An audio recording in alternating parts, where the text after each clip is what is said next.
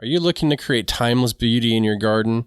It's always a great idea to add roses. At Heirloom Roses, they know that the best roses start with the best roots, which is why they only hand propagate own root roses. These own root roses will outlive and outshine grafted roses from the big box stores, resulting in stronger disease resistance and a longer lifespan, and stunning blooms that are always true to the variety. Heirloom Roses is located in Oregon, is a family-owned business that grows over 900 varieties of roses for gardening zones 3 through 10. Use their great search tool to narrow down your choice based on zone, fragrance, growth habit, color, and more. Plus, they have a 1-year guarantee, so if your rose doesn't thrive in its first year, they will replace it for free. Heirloom Roses is also committed to producing only disease-free plants and genetically test all of their roses to ensure the cleanest plant material possible. You can have peace of mind knowing your newest rose will be healthy and ready to thrive and blossom for years to come. As a special offer for our listeners, Heirloom Roses is offering a 20% discount off all roses using Backyard20 code at checkout now through September 30th, 2023. And since they ship all year round, you can choose the perfect ship date for your garden. It's time to experience growing roses the way nature intended, on their own roots. Visit them at heirloomroses.com to find your next rose today and take 20% off with Backyard20. To have a good harvest, one must plant good seeds and must also use the right kind of fertilizer. The carrots have grown large and firm. How good they will taste. Batavia, do you want to hear how hot it is here right now? I can see it on your face. Yeah, well, I just got done surfing, so I'm probably a little bit red. I went into my beehive the other day, and the frames are made out of wax, and the wax is literally melting inside of the hive. Oh, wow. It is that hot outside. Wow. Yeah, we got to talk about managing our gardens, not bees, but gardens in the heat. And it's going to be a brutal one. So, yeah. What's the temperatures like at your neck of the woods right now? You know, I know I have you beat, but still. Yeah, you know what's interesting? Doing this show with you and, you know, being connected in one way or another through social media. All right, come on. It's not funny. This is a serious moment on a special episode. I know. It's sweet. That's why I laugh. It's just sweet. I know it's sweet. Oh, you're being so sweet. Let me laugh at you. Yeah, that makes sense to me, too. Is that your uncomfortable way of dealing with, you know, a tender moment on the Backyard Gardens podcast? No, it's just my way of dealing with life. Wait. So, side note, because this is what I do. I was literally doing a video, and I left it in because I thought it was so funny. It's funny to me. That's, you know, most times what matters. So I said, my buddy Ben and I were talking about this on the Backyard Gardens podcast. So I go into the whole spiel about, you know, new episodes on every Thursdays, yada, yada, yada.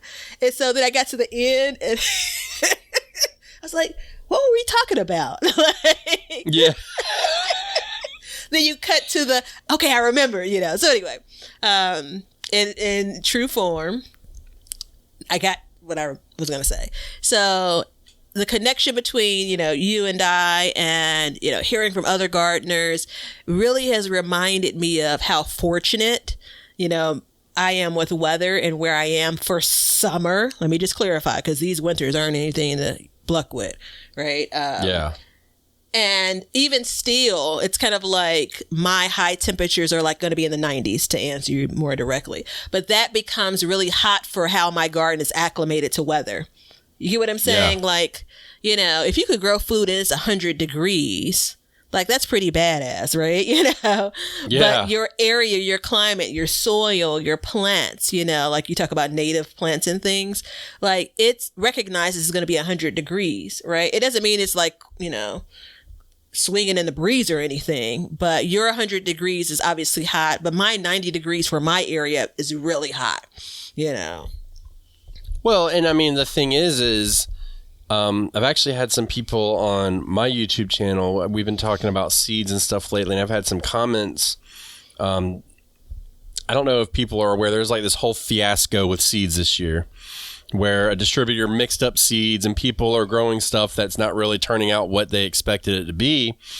But this is something that I've talked about on the show, and I've talked about with Batavia privately, where I'm saving seeds year to year because after a certain amount of year, apparently, supposedly, the seed gets acclimatized to your climate. And it can grow better, not like totally radically change it, but just be more used to your growing conditions and those genetics that you've raised. So, I mean, you know, there's a thing to be said about buying seeds from your area.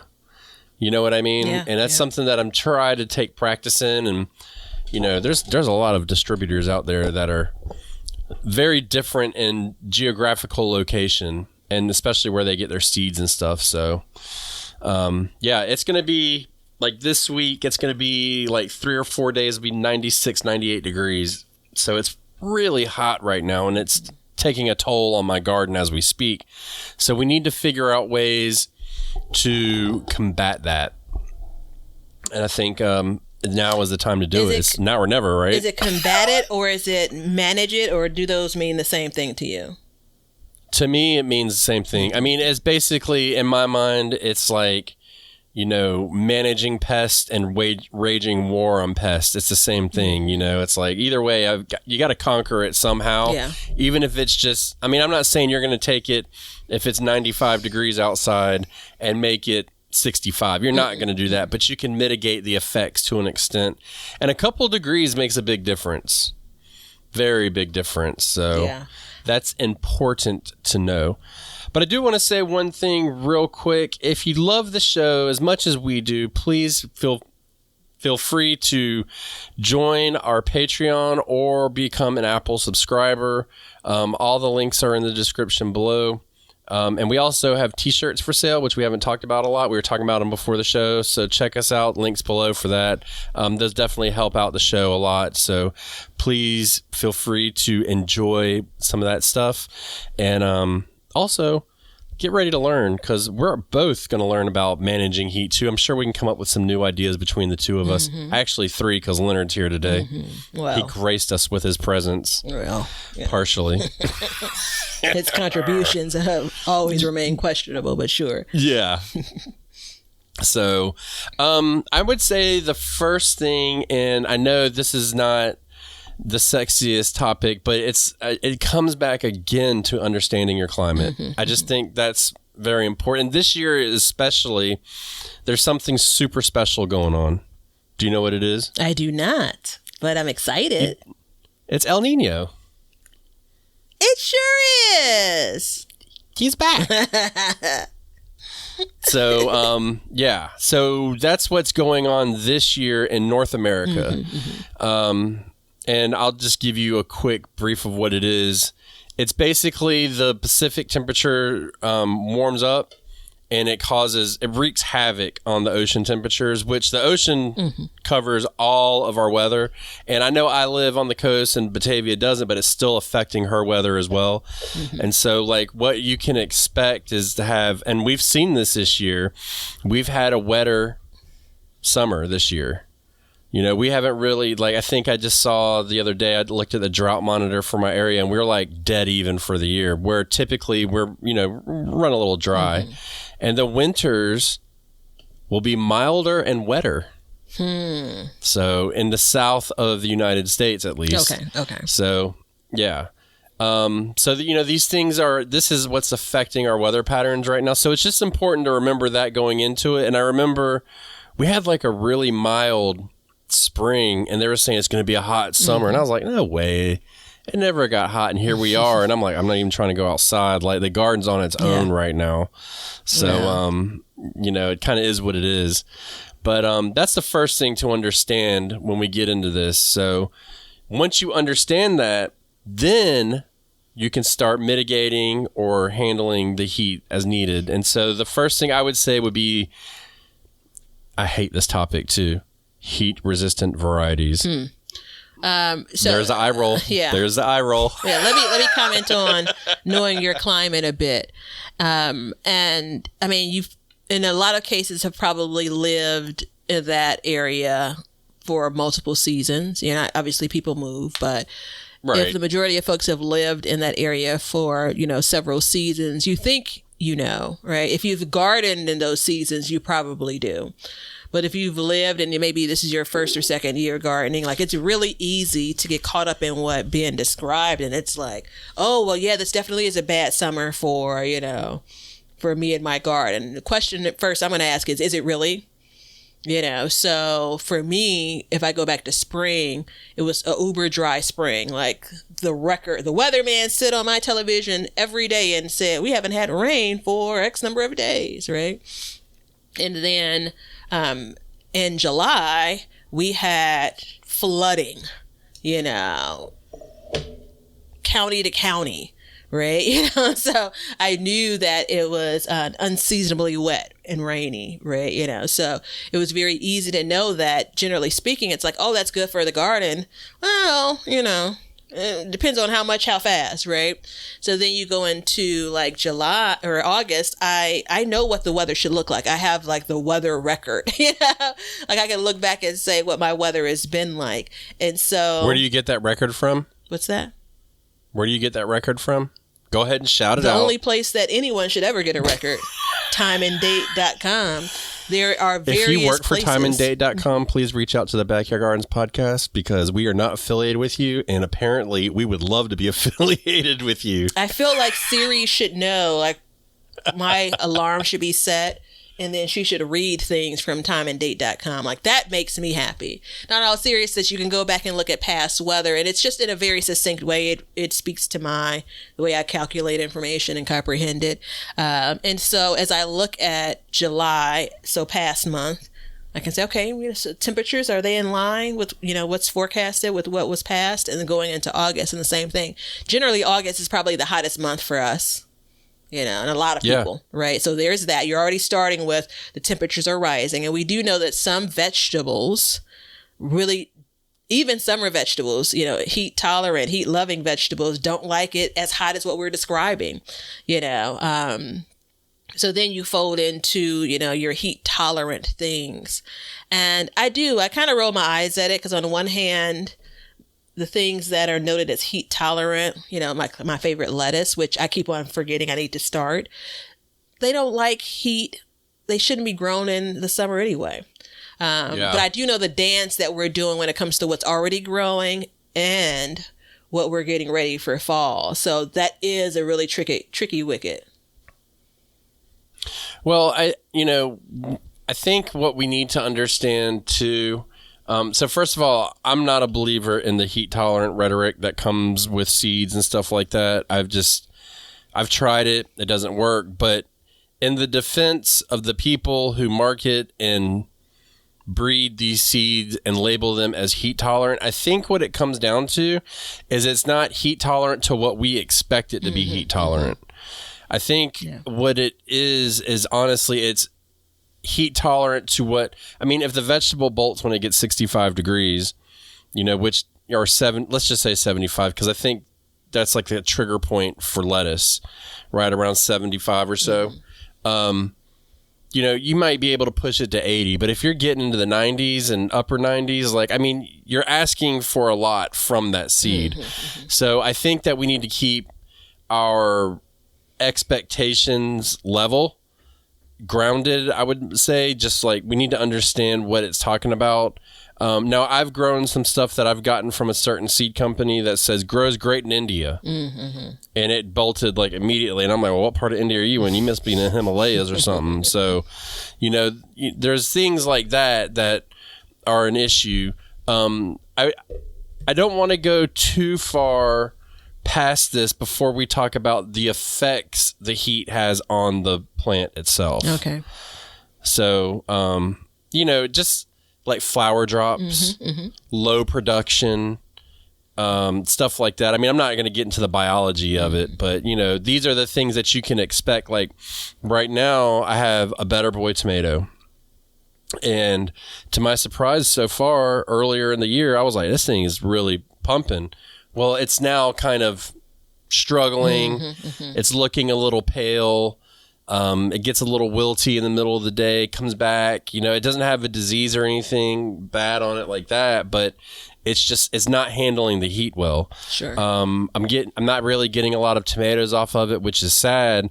But at the same time, I don't think that I need to pull that tomato because, first of all, it's an indeterminate, and we know the story behind those. I think what it is managing that heat through this time period so that we can get it to get back to producing once the heat breaks. So, if you're having a heat wave or something like that, typically speaking, it can't stay crazy hot for real long periods of time. It will break. And then you can expect the production to pick back up. So is that a good enough explanation? Yeah, I think kind of what are the effects? I think it's important to note. It actually, you made me think about kind of I have a couple of spots for tomatoes, but the two areas that multiple tomatoes are planted in. I tried to single stem some tomatoes in both places. The backyard garden, I was going to say D-. Give me an F for my single stemming back there. Failed. Yeah, absolutely failed. So I have a semi-naked plant, because I started off strong and then 3 days later it's but the front yard garden, I kick butt. I feel like I got them all the suckers, right? So I'm watching the single stem and all of the, fruit clusters, flower clusters coming off of that stem. And it dawned on me today as I was looking at the plants. You've seen it over the years, every flower doesn't produce a tomato, right? Yeah. And so it occurred to me that if I'm lucky, I will actually end up getting far fewer tomatoes than I really wanted on these single stem plants. So you look at something like going into August, I don't have a whole lot more opportunity for those plants to put on new flowers because I've cut all of those suckers off, right? So the plant can continue to grow higher, taller. So that's one thing and it can continue to produce fruit that way. But I look at it and say, I may be starting to develop some true opinions about, single stemming. I've decreased my chance of this plant battling the heat by my action, right? The single stemming mafia is coming after you, boy. Listen. Girl, excuse me. You have pictures of my garden, but you really don't know where I stay. That's me being tough. But no, in all seriousness, so it made me think about the flowers dropping, the desire to, which I'm sure you'll get to, I was thinking about the analogy of putting more clothes on, when it's hot and what that does to you, your body's trying to compensate for that extraness, and that's the same thing when it comes to having more fruit on a plant. Even having, more leaves on a plant too. But, you have all of these eggplants and things that you didn't harvest that are sitting on that plant. And it's one more layer of clothing that the plant needs to deal with in this heat. Yeah. I mean, it's kind of like I was talking on a video that I have coming out or has just come out something. I don't know. I can't keep up with the dates. But I was talking about my determinate tomatoes. And, I know you've seen them. They look pitiful. Well, one set of them look pitiful. And the other set looks fine. And I was kind of saying, and I didn't actually use this analogy, and I wish I would have. I'm going to go back and re-record it now. Determinate tomatoes are like Usain Bolt. They sprint. They just push and they grow and they produce as fast as possible, as hard as possible, and they use up all their energy and then they're done. It's kind of like, I did use this as like a kid. You remember when you're a kid, you're like, damn, my knees hurt, my legs hurt, and you're growing and stuff. But then you have indeterminate tomatoes that are like marathon runners, and they just keep going nice and slow and producing. And so, when we look at our gardens and stuff like that, that's the benefit with those. But for me, it doesn't work because of this heat, right? So I'm in the sweet spot right now. I've got one set of plants running out, and then I've got another set of plants coming into fruit. So I'm in this real sweet spot. I actually nailed it this year, finally. And it's like, I met my canning requirements for the year already off of my first set. Yeah, my goal was to can 11 cans of tomatoes at minimum And so I met that. And now I have 4 more plants, which is more plants than I had before that I can do whatever I want with. So, and the seeds that I'm using, though, which is important to note, were raised and saved from, I think they came from Virginia originally. And their climate's a lot like ours. So we have that, the seed already has in there, like it's more used to the heat than if I grew like a northern variety or something like that. So, like if I grew a northern bell pepper, like what is it, the Northern King? Yeah, King of the bell North. Pepper, it may King of the North. It may struggle more here. I don't know. I've never grown it, but my inkling would be that it would kind of struggle here in this extreme heat that we have. So, I think your area qualifies for extreme heat. Right, we have periods of extreme heat. Yeah. Well, what I mean is, at the opening, I said like 90s, consistent 90s for us. That's like it's a heat warning. I'm sure. Like if we get to 99, they have cooling centers out and all. But generally, again, why they got cooling centers up there? I mean, y'all ain't got AC. Everyone doesn't. It's definitely something that they consider for seniors, especially. But anyone that may be living, it's not a standard to have a home that has air conditioning. As soon as that came out of my mouth, I remembered when I lived in New England, I didn't have air conditioning and it sucked. Yeah. I think that's the origination of, my first time hearing, "It's not that hot, girl, sit still," for my grandfather. A summer where the air conditioning hadn't been put into the window yet. Side note, we small house, and you keep the basement door closed, because basements are generally cooler, but no one's really down there, so you don't want all of that good air conditioning to go into the basement. And I can actually picture myself. My mom and I were at home. My grandfather came home from work, and the back door was basement door was open, and the disappointment that he expressed. He wasn't a big swearer or anything like that about, like, you all want to sit in this cool house, but you can't even keep this door closed. My point is that definitely 90s are hot for us, but I don't know if our hot, in Chicago in particular, is hot enough where we need to try to cultivate varieties that grow well here. Again, this is an uneducated response. I can imagine for a place like where you live. I think you're exactly right. I think it's quite the opposite, where you have to have varieties that are for cool weather. But let's not get hung up on varieties right now, because that's just like the tip of the iceberg. We definitely may have a conversation about that in the future, because I've been having a rough time with varieties as of lately. Just for the record, I wasn't getting hung up, but if I so choose to get hung up. No, I was fixing to get hung up. I was talking to myself. Like I was fixing to be like, get into it. So that's just my preamble. That's your note. You've been put on notice where if you try to cut a thing short in the future, I'm just letting you know where I'm coming from. I'm just telling you. Be prepared, right? Well, and let's say this about heat resistant selection though. Like if you're forecasted to get like a week of heat, I don't really think you need that much of you don't need to focus on a heat resistant variety. But I think if you're we're going to be, I think 3 weeks above 90.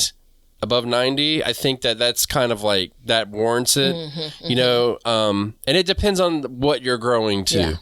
I mean, I know there's a lot of people that really, like you've brought up lettuce, and it may not be the best time for that right now. I've got my Brussels sprouts out, some of them planted, and boy, do they struggle right now. They're having a hard time, but I'm going to get into a minute what we're going to do about that. And the first thing we can do is we can work with our watering strategies. So this is where we really get into mitigating the issue. First of all, we did an episode about this, but just to summarize the whole thing, if you water in the middle of the day, your leaves will not burn. So there's that. Yeah, that is a well-warranted bell. So just understand that. And this is a method that a lot of growers use and stuff like that, where they'll go out in the middle of the day. And if you're at work, you can set a timer. I strongly suggest everybody invest in some kind of programmable timer, because you never know when you'll need it. But you could do something as simple as setting a sprinkler to come on for 15 minutes in the middle of the day and just cool down those leaves. And then as that evaporates, it'll continue to cool down for an extended period of time and get your plants through that hottest part of the day. I've not ever done that. But again, think about where I live compared to where you live. Yeah. Yeah, I've done that a lot. So I've definitely noticed a difference. Picked some greens and brought them into the house, and at some point, you didn't work with them and they started to wilt a little bit, whether you picked them from your garden or the grocery store. I've done that. And what I typically will do is run some cold water in the refrigerator, in the sink, and I'll put those greens in the sink. And guess what happens? Rejuvenation. So I get the idea behind it. So, how often are you watering right now? I'm watering my containers about twice a week. So that's the minimum. And that's anywhere from 5-gallon containers up to 20-gallon. I'm making some slight adjustments also because some of this stuff is maturing, so the roots are growing, there's less soil in those containers. My raised beds, because now I'm at this period where I have a combination of things that are maturing and or mature, or things that I am have direct sowed. So that's, these are smaller. So I'm generally about every 5 days or so. Yeah. So normally I try to go once every 7 days. So it's a little bit tighter of a window. So I went to drip irrigation this year. Oh, just to clarify, I water by hand unless, we get into a real hot piece where I'll put a sprinkler on a timer, or if I'm out of town or something. But generally I'm watering by hand. That's what I'm describing. Yeah, I have my timer set for my system. So what I had been doing is, okay, well, first of all, last year I did a regular sprinkler and I was watering every other day. I started going every other day in about May, when I did overhead watering. And then this year, switching to it, I just switched in the beginning of July to going every other day with the drip system. So I was watering every 3 days at first. And that's something you can do, is upping your watering because it'll evaporate out. But what I've learned recently off of a lot of research is a lot of times it's not... Especially, and I know a lot of us aren't planting stuff that can bolt, but the concept remains that it's the roots getting hot that causes the stress to the plant. So watering will cool those roots down. So I'm watering more, but then I'm also mulching at the same time. I think those basics, if this is not a good time, I don't know when it is. I pulled a couple of plants out and they left a hole, so to speak, quite literally. Yeah. But then I also looked and said, this mulch is going back now on 4 months, right? It's broken down some as well. So let me come in with I'm not remulching everything in the garden, but I am going back through it and saying, all right, I can start to see some soil here, right? Let me come in and let me add a few more leaves here, because that's what I'm primarily using. The majority of my spaces have shredded leaves, which is a whole different conversation, which, Leonard needs to add to the things that we're doing that are hurting our garden despite our best efforts. Bookmark it. We'll work on that title. Yeah. Well, that's the reason why I don't create the titles ever. You ever see when I save my recording? I try to get a little creative. Never has a title that I've created made it to air, and you all are better off for it. There's not enough characters. It's like the paragraph is like wrapping around text. But the majority of the garden is shredded leaves, a free resource. And then I have some other spaces that have straw that I've purchased that I put down. So the straw it breaks down, of course, but not at the leaves break down at a much more rapid level compared to the straw. So anywho, coming back into this hot spell, this hot month, making sure that I have mulched appropriately, applied additional mulch where necessary. And you're absolutely right. there is a level of watering deeply that matters. And that's the reason why I've increased in some cases up to 2 times a week, depending on, the when, the what. Yeah. I do have this unfounded theory of, like, if I water with my sprinkler, I feel like I may be, especially as the season gets on, aiding in my plants being sick. And someone, go back, let's look at Tomato Gate last year. When did that start? Because I feel like maybe I'm on the other side of it. No, Tomato Gate started, I think it was in September. No, it was mid-August, I think. Was it mid-August? Yeah, because I think I was starting to get red tomatoes. So I'm not there yet. So close. But anywho, I bring it up because that also feeds into the reason why I continue to water by hand. Like, I'm trying to avoid it. It'd be nice to water, as time consuming as it is, by hand this year to see if it makes a difference with, the outcome of my garden. But anywho, that's a long answer to, mulch and water. Yeah, just upping your schedule too. And I mean, don't be afraid to adjust it too. And that's the problem, like, I've had with timers in the past. Up until a couple years ago, is I'd set a schedule and I'd just like set it and forget it. But sometimes you need to adjust it. And I've gotten to where I'm more like water conscious lately. And so I'll change it as needed. But right now it's been so hot that it's like I'll run it for a while. But as soon as we start getting into like the 80s, the mid to low 80s during the day, then I'll probably go back to, every 3 days watering, which seems to work pretty well, but that will cool your roots and really help. Yeah, but I think if you go all the way back to the beginning, it's like put your hand in the dirt, right? Like, it's just not this schedule you should come up with and just follow the schedule. This is based on you monitoring your garden space, you recognizing the heat that's ahead and knowing what's worked in the past, right? And then you make adjustments for, that I've come out in the middle of the day like, oh no, let me get out here. My greens are wilting, which sometimes will happen, especially once we get to August, right? But sometimes it's, I haven't watered in like 10 days. Like, what the heck happened? Right. And in some cases, most times my plants rebound from it. But if a plant is going limp for too long, then those leaves become tattered and, they're really not going to benefit the plant. Just as an offshoot. Keep that in mind. Yeah. I mean, if you see your plant wilting, you need to water it right then. Don't wait. Like, you need to stop what you're doing and water it, or else, you can really suffer some major damage to it. And water it deeply too. Don't just give it a little bit. Go ahead and get those roots really saturated. The other thing you can do is you can add shade. So there's a lot of good videos out there of people with infrared thermometers and studies and stuff like that. And shade cloth is very, very cheap. I believe we have it in our Amazon link below, which if you use that, we'll get a little very, very small amount back. But that will help to lower the temperature underneath it. You just want to make sure that the shade cloth does not touch the leaves, because that can actually magnify the heat. So give it some space. There's different light admittance through them. So you can judge anywhere from 50% to 85% light admittance. But just even like an 85% light admittance will lower the temperature under it like 10 to 15 degrees almost. It's amazing how much it'll lower the amount of sun you're getting. And so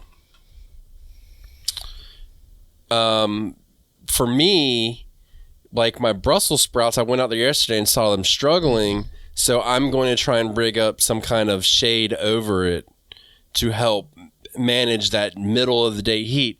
And the way it works is when the sun comes overhead, it's going to kind of give it a break and cool it down a little bit. And then as it passes, it'll heat back up, but it's not sustained heat hitting it all the time.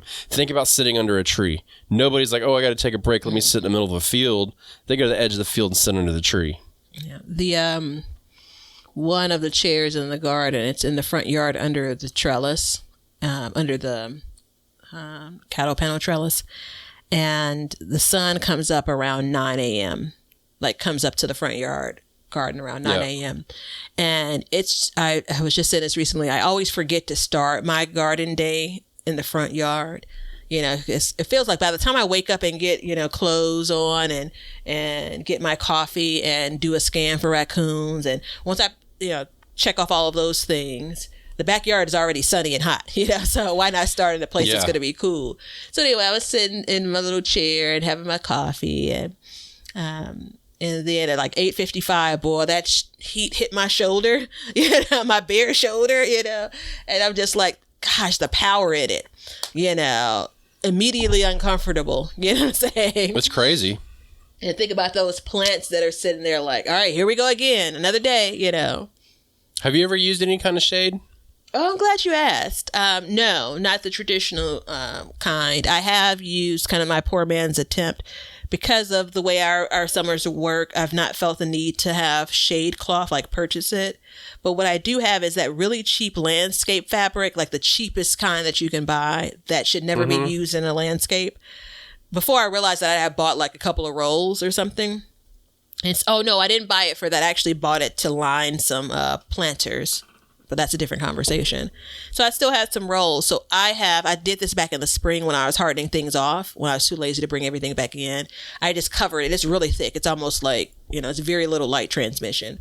And so I've used that when I've planted new, like put new seedlings out in the heat of the day, which I don't recommend. But if my schedule is, that's what it is. So it's kind of like a spot shade just for like 24 hours or something. It's like people that'll plant their seedlings out and then put like pots over them to create shade. Same idea. I've done that too. Yeah. So, but that's me. This is just a more sustained process. Yeah, but not like entire garden beds or whatever have you. And I'm really thankful that I haven't had to do that. But I got the setup because I got hoops everywhere and things rigged up all over the place if I needed to. Yeah, you do, and that is I took my hoops down this year and. At this point, I'm wishing I had them up, but I have a pretty good idea. So I'm going to make one, and actually I'm going to make a video about it. So when it goes down, though, like I said, I think I paid $20 for like 40 feet of it or something. It was something crazy cheap. So I'm going to take it and cut it to a little bit bigger than the width of the bed and just kind of make a lean-to over it. And that should really help. We'll see how it goes, though. But this is kind of piggybacking. Oh, wait, hold on. And the other thing you can do, too, which you haven't done, if you haven't done it now, it's probably too late, but planning your garden in the future is you can plant stuff that's taller that will create shade on some of these tender plants. Mm-hmm. So you can do stuff like that, too. But that's more for future reference because if we're in the thick of it now. But that's a really good point. And I've stumbled upon that. Yeah, I have too. That's how I learned, is I kind of did it by accident, but it worked out really good. Yeah. So just, keep that in your toolbox for next year. Like I said, like I've always say, like gardening, we're always looking forward and we're always learning for the future. So those are the two things. And then you got to talk about pest and disease right now. More than likely, I really want to talk about pest because I have a situation occurring where I had Japanese beetles really bad. But what they did, not only did they eat my plants, which isn't a big deal, but what they did is they transferred a virus to the plants. Oh, no. Yeah, so some of my green beans wilted and died on me. And I was like, what's going on? Well, they were decimating my plants. And then as I got into it and I did some reading, and I've heard this a lot, but until I saw it, I was like, there's no reason. Like, I rotate my crops. I haven't had green beans here in 3 years. There's fresh soil. I'm not really picking up on why there would be a disease. And then it dawned on me. They transferred a wilt disease to my plants. So what I mean here is you've got extreme heat, or you've just got abnormal heat. Let's put it that way, because not everybody's got extreme heat, but more than you're used to. And then you've got plants chewing on it, which gives it stress. And then all of a sudden, those two things combine, not to mention, and my theory is that we all underwater our gardens. I'm fairly convinced that an inch is not enough per week. So you've got these multiple stressors going on. which weakens the immune system of the plant, and then the virus can get transferred to it easily and it cannot combat it. And I think that's what happened to me. I didn't decimate my crop at all. It seems to have really localized. Now that the beetles are gone and everything's growing again, I don't see any issue. But I do, you definitely want to stay on top of that. So continue if you're spraying or hand picking or anything like that. If you're spraying, make sure you're doing it late in the evenings, because anything added in the heat will burn your plants. So do it in the evenings and stuff like that. Okay. Work for you? Yeah. So, pest for me, beyond the cabbage moth that's with me all throughout the growing season, this is the time of year that I have aphids and white flies. Again, think what you want when it comes to how big of a problem that is. But, the humidity is at an all-time high in my area, once we get to this place. And this, for me, becomes a more problematic area because it's just not a pleasant time to be in the garden, but it's a time that you got to stay in the garden, because if you're not there to see what's happening, you're not there to try to add some preventative measures or manage what's already done, as far as potential damage.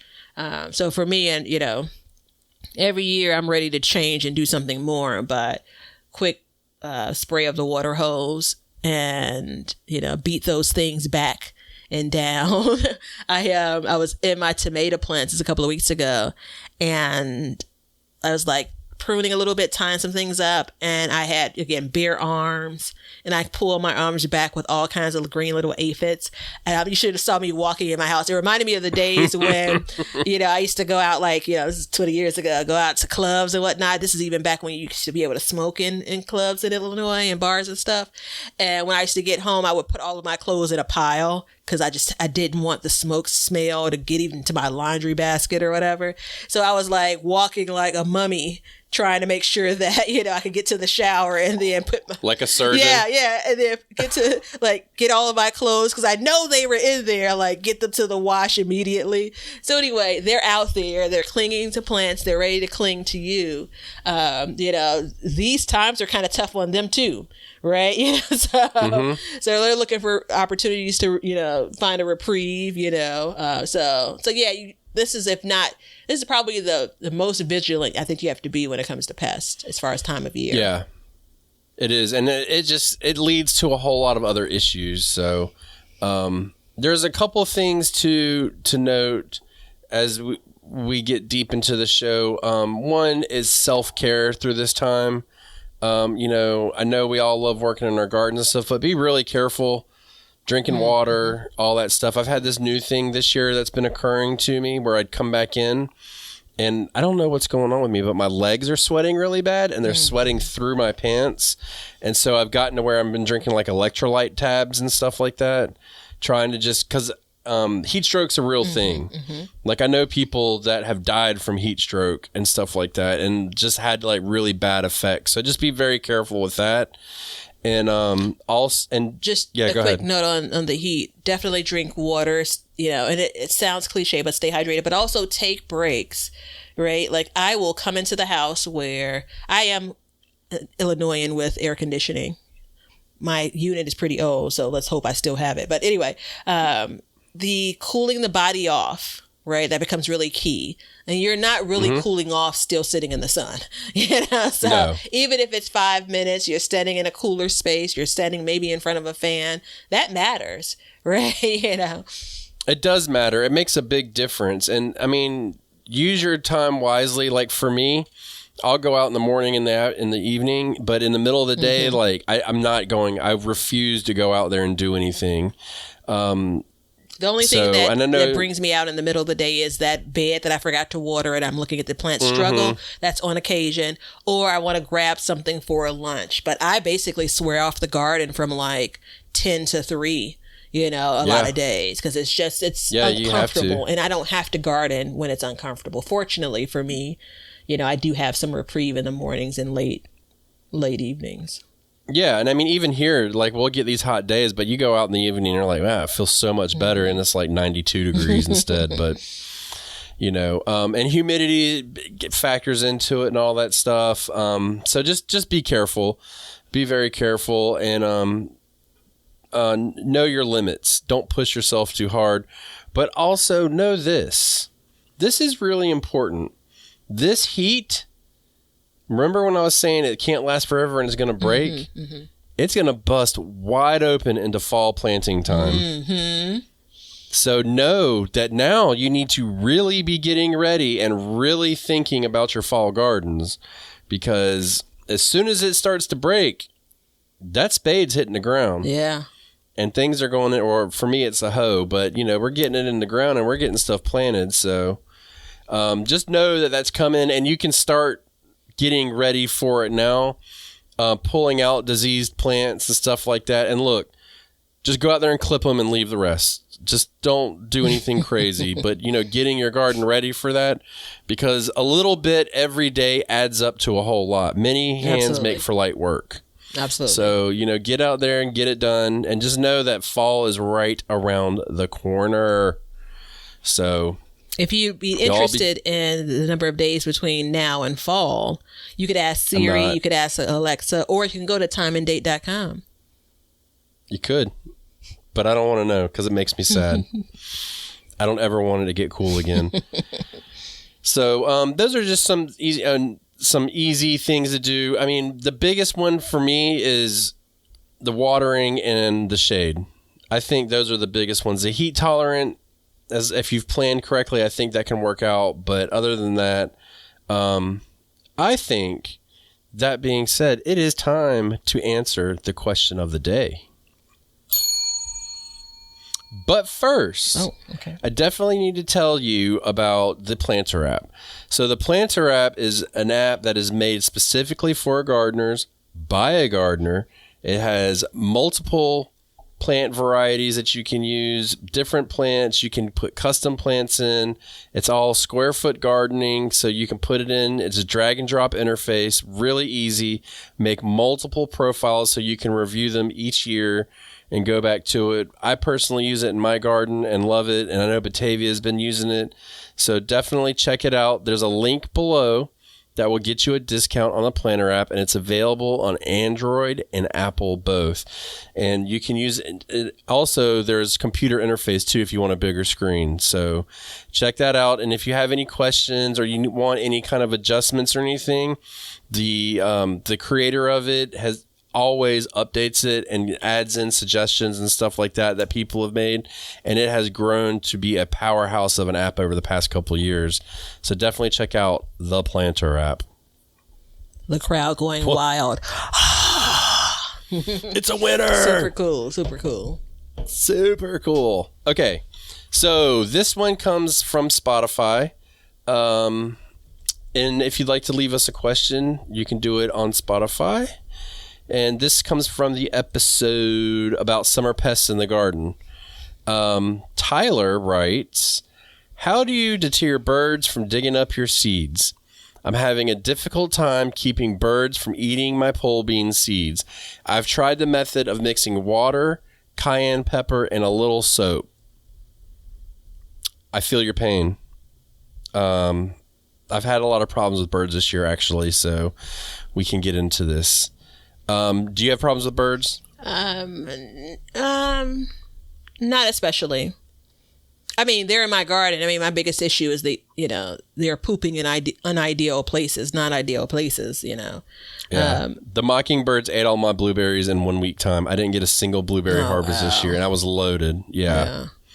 That sucks. So we're going to have to take care of that. Yeah. So first of all, Tyler, you used water and cayenne pepper and soap. So that is a good deterrent kind of for other animals, but not birds. Mm-hmm. Birds don't smell. Oh, I didn't know that. So the cayenne pepper does not bother their nose. That will work for mammals and stuff like that. And generally, you don't mix it with water. If you want to do it for mammals and stuff, you just sprinkle the cayenne pepper around your garden, and it'll affect especially deer and stuff like that. But anytime it gets wet, it'll clump up and then it loses that. So you want that loose powder to go up into their nostrils and choke them. I mean, let's be honest, that's what it's doing. So imagine if you just went and huffed some, I'll tell you a story about that at the end, about you just huffed some cayenne pepper. So I know Batavia uses tulle fabric. I use So Tool that's Fabric, but we're going to add to the Amazon store. This is the second year I've used it. This garden netting, and it's really designed for things like keeping birds off of plants. Like, you know, I'm sure the advertisement probably has like some berry bushes or something, and so clearly their little beaks can peck through the holes that are in the netting, but depending on the way that you set it up, even if they peck through it, they're not coming in contact with whatever the thing is.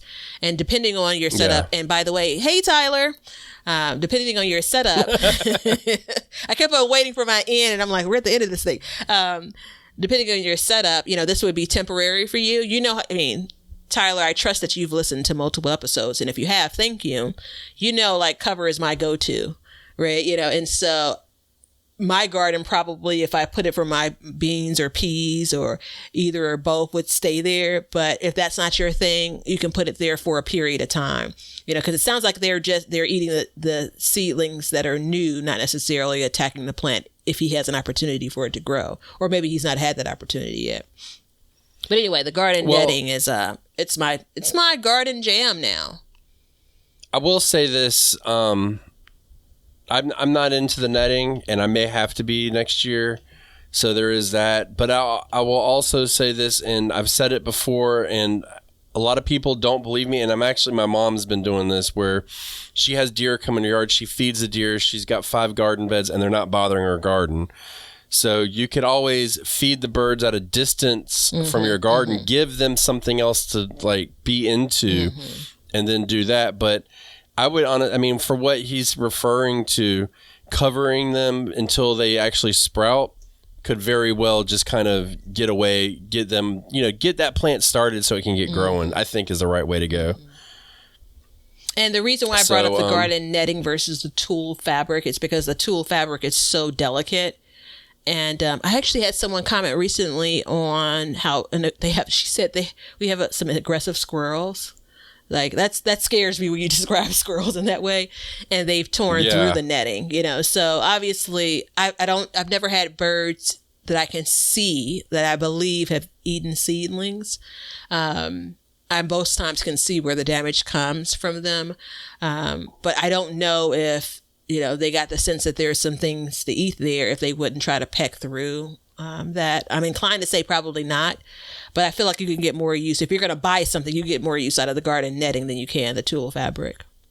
Yeah. Unless you're growing like a bunch of collard greens. And if that's the case, you know what to do.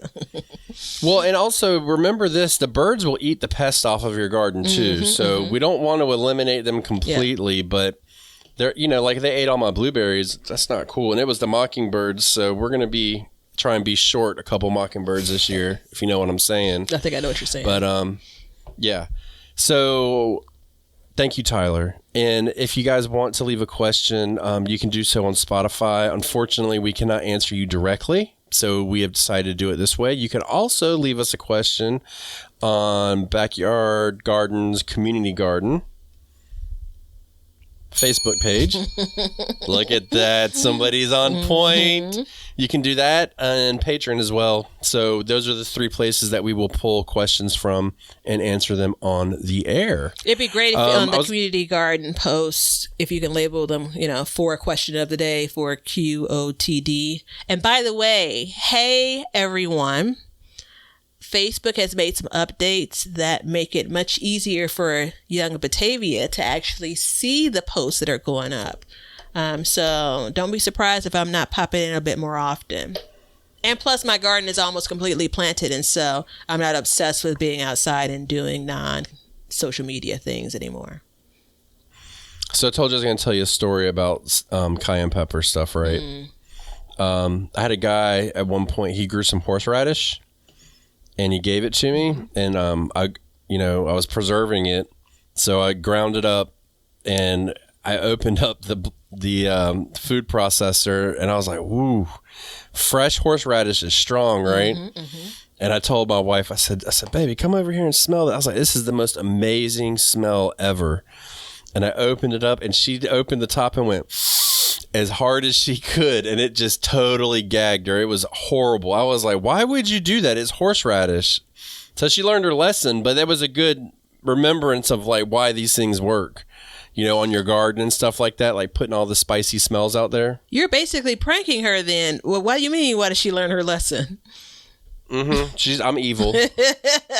I'm evil. I'm not gonna. I don't have to lie. Yeah. She's learned her lesson in trusting you to smell. She things. tells that story to people like every year. Makes me look like a jerk, so I just threw it out there in public. Understandably so. So yeah. Although I'm sure it was pretty funny. It was funny on my end. She laughed, but it was painful to watch because I was like, man. I didn't know you were gonna inhale that. I expect her to go up and give it a little sniff. So if you guys want to support the show, check us out on Patreon. Become an Apple subscriber, buy a t-shirt. Links are below for all the stuff that can help us. You can check me out on Sandy Bottom Homestead, YouTube, and Batavia on Be Better Gardens. And until next time, remember, let's continue to learn to grow and grow for change. See ya. Now you know why people feel like celebrating at harvest time. All over the world, people have feasting and good times when the crops have been gathered in. Hey, everybody. Thanks for checking out the Backyard Gardens podcast. If you like what we're doing and you want to continue to support the podcast, head over to our Patreon page to sign up. You can also make a one-time donation using PayPal.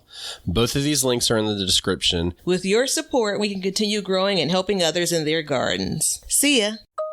If you guys want some Backyard Gardens gear, go to the link below and check out our t-shirts, mugs, pint glasses, and other gear. All purchases go towards helping to support the show, so thank you so much in advance, and we hope you enjoy.